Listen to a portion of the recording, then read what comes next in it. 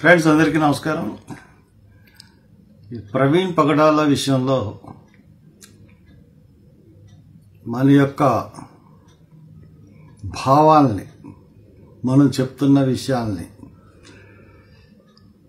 ఏమీ పట్టించుకున్నట్టుగా ప్రభుత్వం కనబడటం లేదు.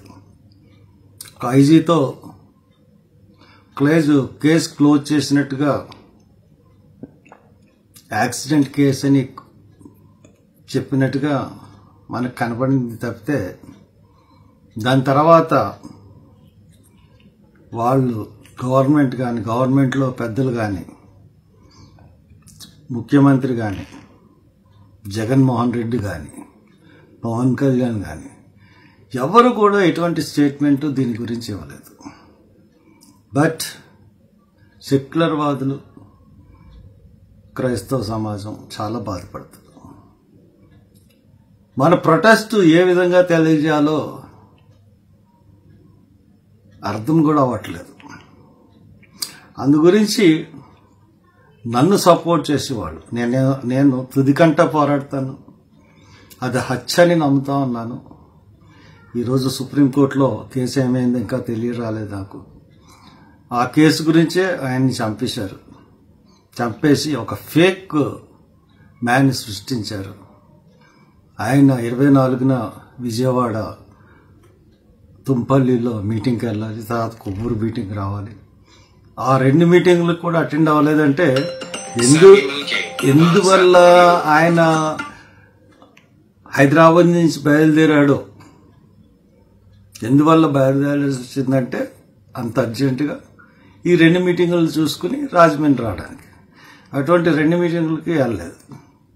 ఒక దొంగ సీసీటీవీ ఫుటేజ్ని ఒక ఫేక్ మ్యాన్ని పెట్టి అతన్ని క్యారెక్టర్ అసాసినేషన్ చేసి ఈ రోజున వాళ్ళు ప్రభుత్వం నాటకాలు ఆడుతుంది. దీంట్లో కేంద్ర ప్రభుత్వం హస్తం పూర్తిగా ఉంది, రాష్ట్ర ప్రభుత్వం దానికి సహకరిస్తుంది, తెలంగాణ ప్రభుత్వం కూడా. మరి అజయ్ బాబుని తెలంగాణ ప్రభుత్వమే కదా అరెస్ట్ చేయాలి, మరి ఆంధ్రప్రదేశ్ ప్రభుత్వం అక్కడికి వెళ్ళి అరెస్ట్ చేయలేదు కదా. చెంచల్గూడలో జైల్లో పెట్టాలంటే తెలంగాణ ప్రభుత్వం కూడా ఈ విషయంలో మనకి సరిగ్గా న్యాయం చేయలేదేమో అని నాకు సందేహం కలుగుతూ ఉంది. తర్వాత ఆయన ల్యాప్టాపు తర్వాత ఐప్యాడ్ కూడా వాళ్ళే సీజ్ చేశారు. సో నేను ఒక ప్రొటెస్ట్ కింద శనివారం 4 to 6:30 నిరసనలు ఉండవు, ర్యాలీలు ఉండవు, ధర్నాలు ఉండవు. ప్రవీణ్ పగడాల గుడ్ ఫ్రైడే అయిపోయిన నెక్స్ట్ డే శనివారం. ఆ రోజున గుడ్ ఫ్రైడే అందరికీ గుర్తుంటుంది. గుడ్ ఫ్రైడే అయిపోయిన నెక్స్ట్ శనివారం అంటే గుడ్ ఫ్రైడే సాటర్డే. ఆ సాటర్డే 4 గంటలకి కరెక్ట్గా ప్రవీణ్ పగడాల యాక్సిడెంట్ అని చెప్తున్న ప్లేస్ ఏదైతే ఉందో లాస్ట్ ప్లేస్ అది. అక్కడే చంపారో ఎక్కడ చంపారో మనకు తెలీదు, కానీ లాస్ట్ బాడీ అక్కడి నుంచి రికవరీ పోలీస్ చేశారు కాబట్టి అక్కడ మనం 4 గంటల నుంచి 6:30 గంటల వరకు ఈ 2.5 hours మనం వెళ్దాం అక్కడికి. అక్కడ నేను ప్రవీణ్ పగడాల ఫోటో పెడతాను. మీరందరూ కూడా వచ్చి ఒక్కొక్కరు కొవ్వొత్తి తెచ్చుకోండి, ఎవరి కాళ్ళే కొవ్వొత్తులు తెచ్చుకోండి, ఒక కొవ్వొత్తి ఎదిగించండి. మన స్ట్రాంగ్గా ప్రవీణ్ హత్య చేయబడ్డాడు అని నమ్ముతున్నాం అన్నదానికి సంకేతం అది.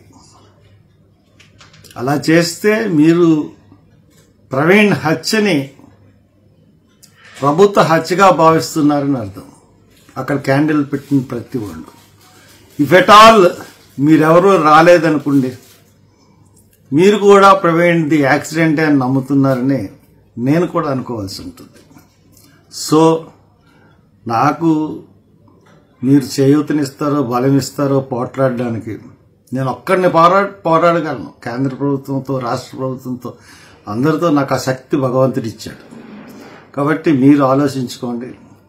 ఈ వీడియో చూసిన ప్రతి ఒక్కళ్ళు రండి, అక్కడ క్యాండిల్ వెలిగించండి.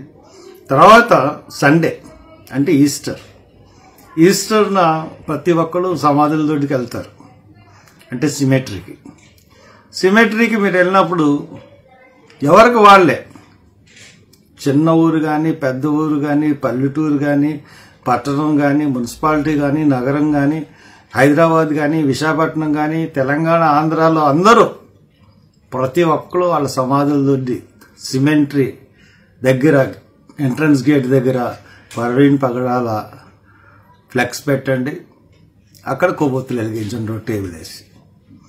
అది కూడా ఒక ప్రొటెస్ట్. ఈ రెండు చేయమని మనం ఈ హత్యని తీవ్రంగా వ్యతిరేకిస్తూ రీఎంక్వైరీ చేయాలి, సిబిఐ ఎంక్వైరీ చేయాలి. ఇది హత్యలో వెనుకున్న పెద్ద తలకాయల్ని బయటకు తీసుకురావాలని కోరుతూ మీరందరూ నాకు సంఘీభావం తెలియచేయాల్సిందిగా కోరుకుంటున్నాను. నమస్కారం.